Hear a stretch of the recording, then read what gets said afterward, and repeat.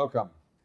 This is Potatoes Gang. And today we are focusing on very key peg for education, primary education. It is often the one paid the least attention in our country. And yet it is the most important because, first of all, as all the studies have shown us, that's the time in the life cycle when we can learn the most. Secondly, very importantly, if we don't get that stage right, the others will just be garbage in, garbage out. This part of the educational system gets enormously shortchanged, even when private interests come in to supplement. Because the bulk of people who live in urban areas get their primary education from private operators in ramshackle buildings, and yet government seems to be more focused on structure, physical structure, in doing private education and chisel up those people. And we fail to get quality out of the process. Yet the majority of our kids, are going to come out of those kinds of schools. Why do we treat primary education so badly? I think one of our major challenges in this country is the fact that we lack the basic understanding of what education is in the real sense. We most of the time confuse education with schooling, and they are not the same. Schooling and certification. And certification. That's what I'm talking about, certificated illiterates. Yes, okay. Yeah, so we have boxed, like I normally say, we have boxed education into the four walls of the classroom, and they're not the same. You see, a philosopher said something that if your plan is for 1 year, plant rice. If your plan is for 20 years, plant trees. And if your plan is for 100 years, then educate the children. So at the core of education is the primary education, because that is the basis. And that's why in other clients, they call it key stages, because you have the key stage 1, because that's the foundation of education. And utmost importance must be placed on the primary education. As I was saying some minutes ago, that unfortunately, even the requirement to become the Nigerian's president is primary school certificate. So why are we not paying attention to primary education? I mean, one popular philosopher, Noam Chomsky, talks about the innerness theory of language. For you to acquire language, he believes that language is acquired, and that stage of acquisition is timed. It has to be between maybe 0 to maybe 11 or 12. So between those ages, any child can acquire any language. And that's why it is different from language learning. So my point here is the fact that every child has the capacity to learn if we give them the attention. So as a nation, we must begin to pay attention to our primary education and make it some sort of free. Yeah, okay. It's not even about we should, in terms of contextualizing it. The law, our Universal Basic Education Law, we have an act to the effect that primary education is universal, free and compulsory. Mm-hmm. So which means we have a law. That's why government set up UBEC, and you have at the state levels SUBEC, with so much funding, even though our educational budget allocation is below 18% as recommended by UNESCO. But at least from the fundamental aspect of the law, it is there. So again, it goes back to our recruitment process, which we talked about in another episode, and our governance system. People come into office with distorted priorities. Education, for instance, is on the concurrent list, which means it's at the level of state and local government to take decisions. That's why in developed economies like America, you have what they call local educational district authorities. It's so localized.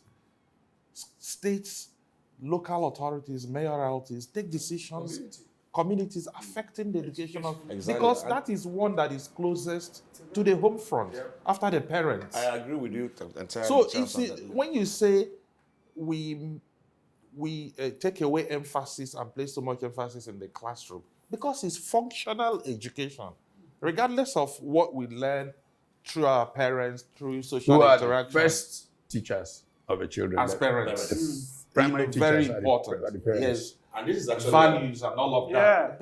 But many parents are If abdicating we- that, unfortunately. Again, They put that responsibility on schools. citizen activism. I'm always talking about citizen activism, about organizing.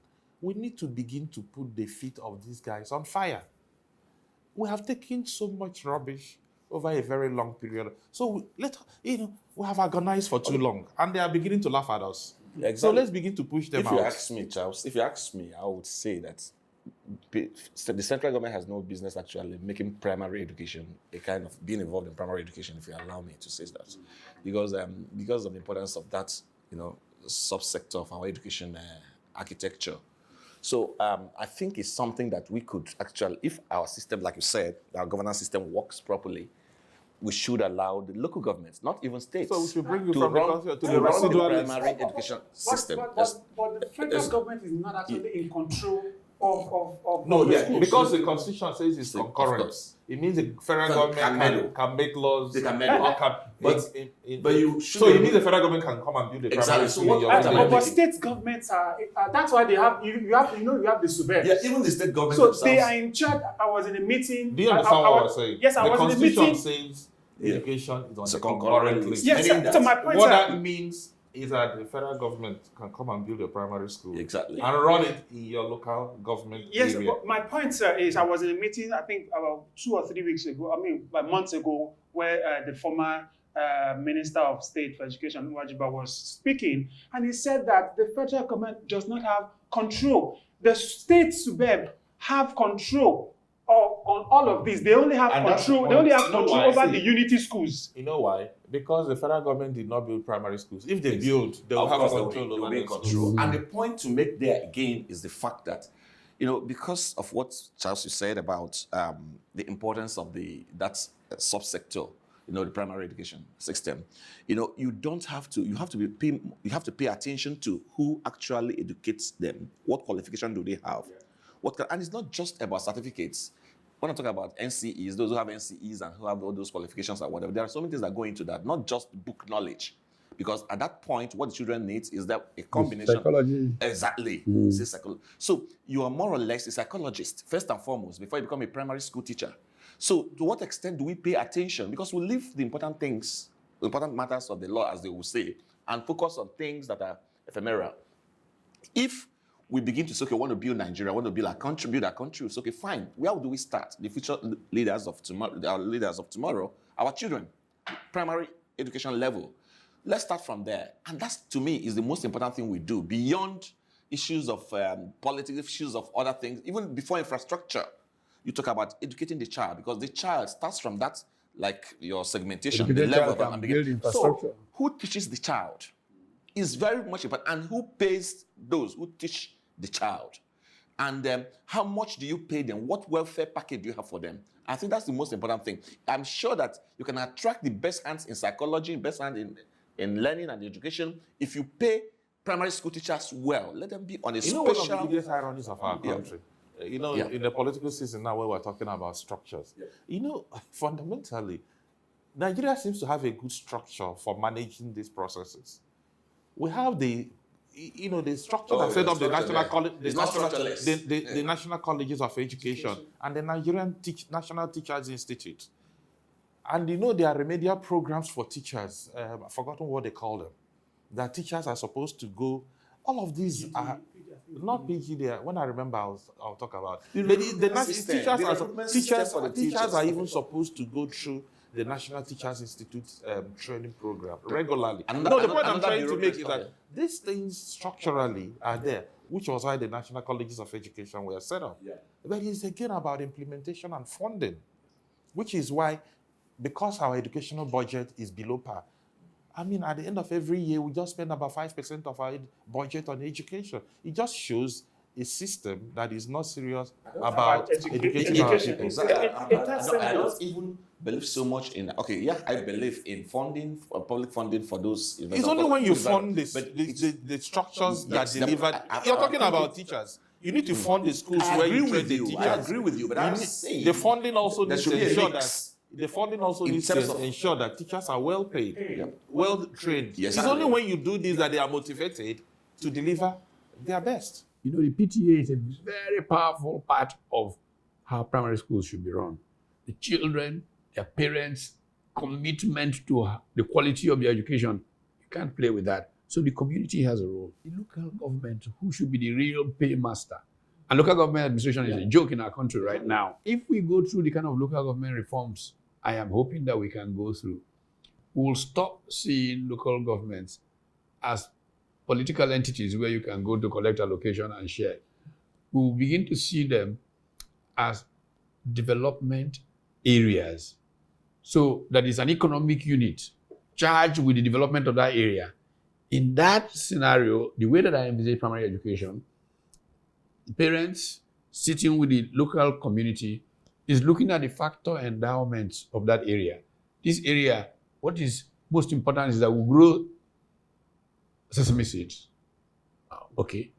Curriculum of the kids from primary 1 to 6 will include exposing them to that endowment. By the time they're in primary 6, they fully understand how to most efficiently produce sesame seeds.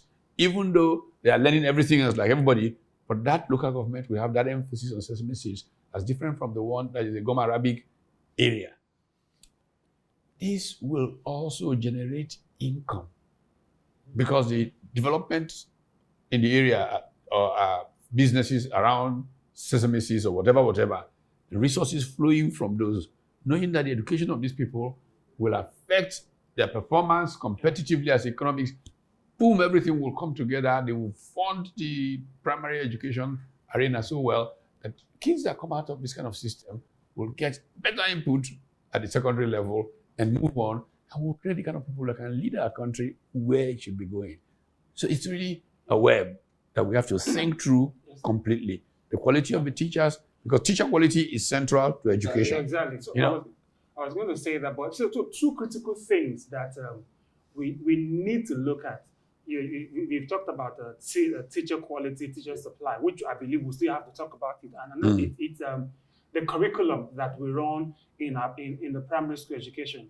See, we are doing a whole lot of disservice to our primary education when we are using it as a yardstick for secondary school. As it is now, what we do is to use primary school to prepare students for secondary education. And when we do that, we're actually undervaluing the huge potential of children. And that is really bad. So we can't be using primary education to as the basis, as the foundation for secondary education. So we must begin to have a review of our curriculum that will prepare our children for life, because when they graduate from primary 6, what happens? So a child who graduates from primary 6 should be ready for life, as it were. We're going to take a break. When we come back from the break, let us disagree a lot, because disagreeing helps us arrive at agreement. Okay, this is Potatoes Gang, and we'll be right back.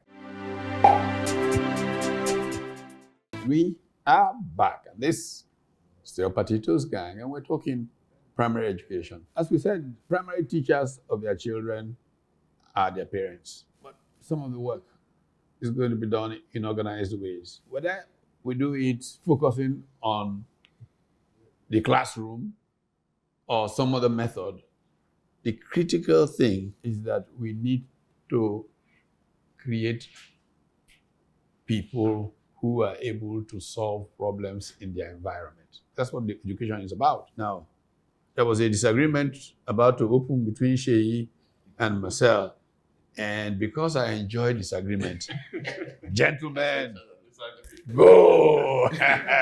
Anyway, Prof, the point, not really in terms of a disagreement, actually, it's constructive disagreement, actually, because I think he made a very valid point when he said, it should be a special project. I mean, primary education for the children should be a special project, and there should be curriculum has to be defined. And, What he was making is that it should come out complete from primary education. It should not just be to prepare you for secondary school. Which, on that score, I agree. But what I disagree with is that there should be a different template for you to get to secondary school. You must have passed, I think it's a preparatory ground for the succeeding stage. Primary education is a preparatory ground. let me and interject at as this much point. as you pay all the attention that is needed there and provide all the funding, provide the curriculum is right and everything is okay, and then you are prepared. I think That's area. not where the issue is. Let me also just let us know.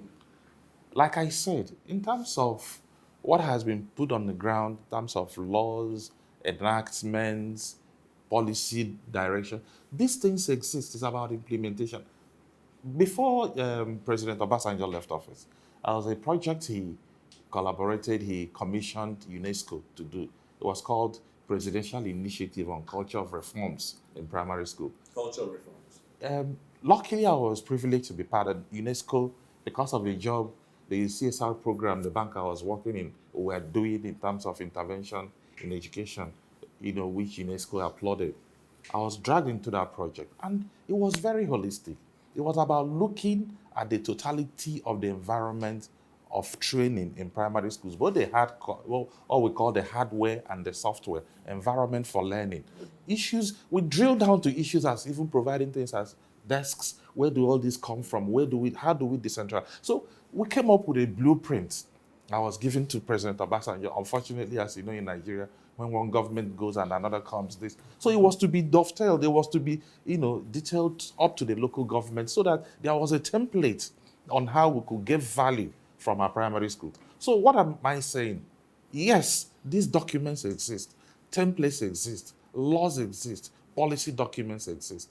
But again, because of the priorities of the people who manage to get into public office, so distorted.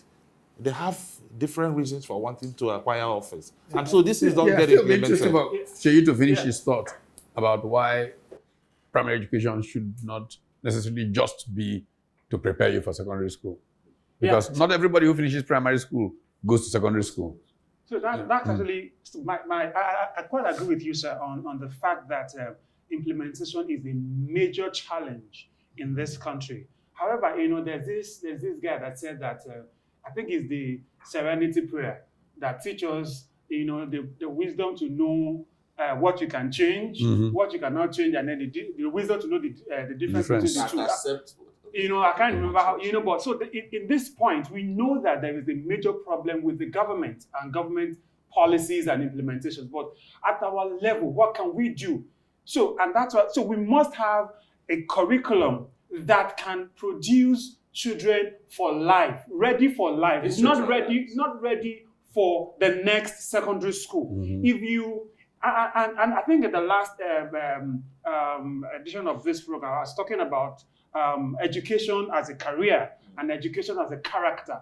So that takes away the fact that we shouldn't prepare children for career. We should prepare them for character. And so when we have that understanding, that will help us to look at the curriculum that we're practicing. The truth is that our curriculum, there's no big problem with our curriculum, but it needs some sort of review, such that when I was telling you, sir, that the requirement to become Nigeria's president is primary school certificate. So what it means that anybody with the primary school certificate can become the president. So why are we not focusing on that, such that when you have the primary school certificate, you can become anything, rather than going to the secondary school? That's one. And then the other one is contextualizing our curriculum.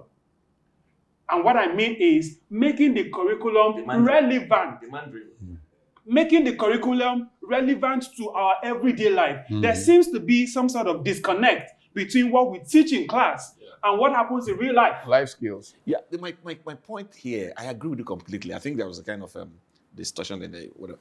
I agree with you completely about curriculum, about the fact that it should be holistic and everything, because a child that comes out from the primary school should actually, be rounded to an extent. But the point I'm making there is that a child in primary school, there are so many things. What you teach in secondary school is a different layer of learning for the child, because you assume that a child who is in secondary school is already 10 years plus. A primary school child we're talking about is still, that's what I talked about at the beginning, the psychology aspect. Teachers should be psychologists and all. They don't need to be core professionals in certain areas. They must be, if there's something like child tech, they should be experts, they should be experts in child technology, in psychology and all of those. So by the time, mind you that a child, somebody that in primary school is between ages 5 and 9, perhaps 10,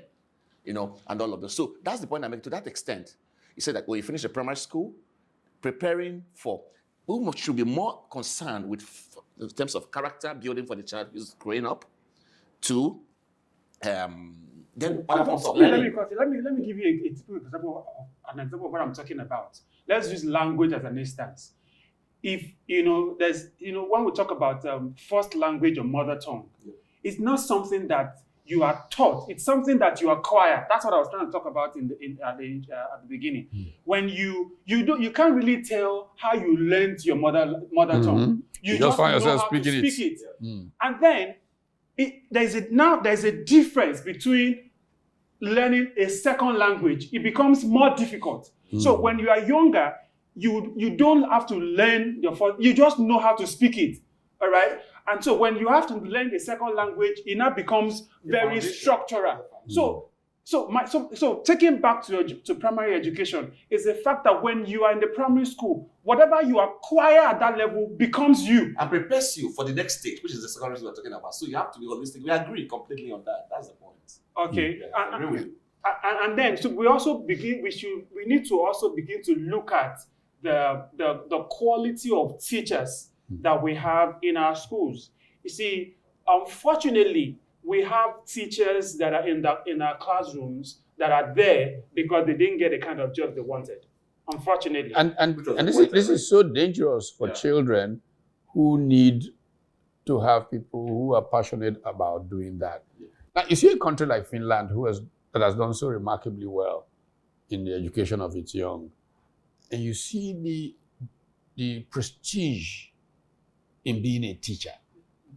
There's nowhere where that prestige is even more than being a primary school teacher. There's a certain aura of a good primary school teacher. You will see a general standing and say, Mrs. Lakanu, she taught me in primary 3. Prof, it used to be like that in Nigeria. Yeah, used to. And when we were in primary school. So we need to begin to go back to that, to incentivize primary school teachers, not the dregs. Anybody who can find something else to do says, okay, I can go and teach. And then they will come. In fact, it's even worse now that if you go to the States, it's become a tool for political settlement. Those who are around the corridors of the state government, when they're recruiting primary school teachers, anybody in your family, go to the streets. Who's not just anybody in your family who's never do well, it's a burden on you. You just say, put. And they are the ones who are leaving our children, and we're talking about the future. It's killing them. Because even though, like Prof said at the beginning, there is beginning to see in urban areas a good number of private sector intervention in ownership of schools, primary schools by private sector.